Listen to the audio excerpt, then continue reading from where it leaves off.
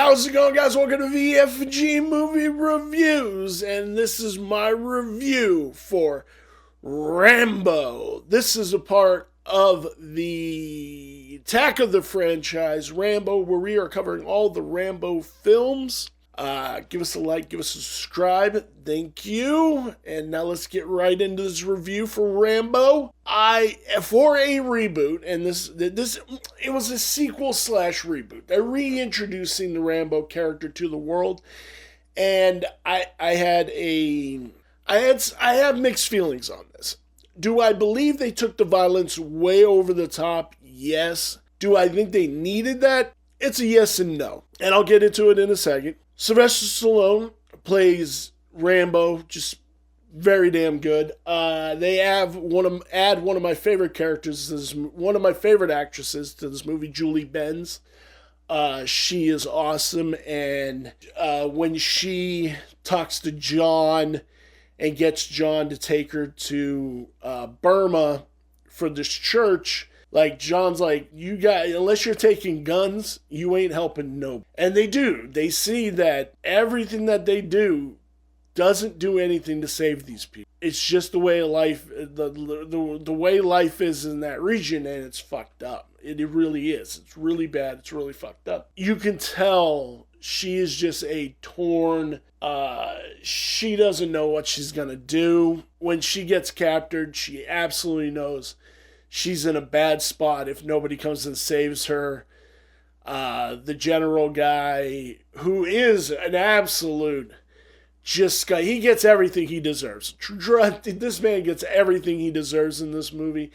He's just a bad guy. If you haven't seen this movie, watch this movie. He does some pretty unconscionable shit in this.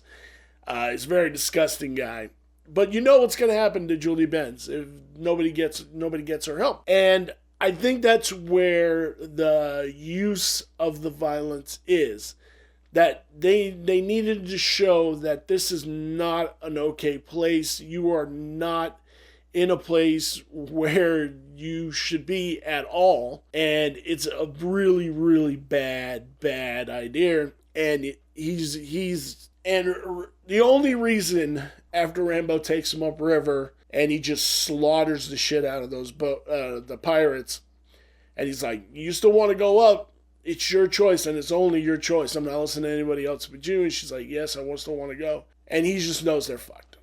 And then when they go missing for the 10 days and he has to take the mercenaries up, and the mercenaries don't want to do anything, and he just comes out of just being a badass and shit like that, and he takes over the leadership and goes in to get the rest of the church group out of where they're at, and it's fucking insane. The war scene at the end, or the fight scene at the end, just when Rambo gets up on that gun, dude, and it's just blasting, ripping dudes apart. I do believe this was maybe not the first movie, but I do remember them making a big deal about it, that there was digital blood in this. Like, all the things were digital. They weren't practical.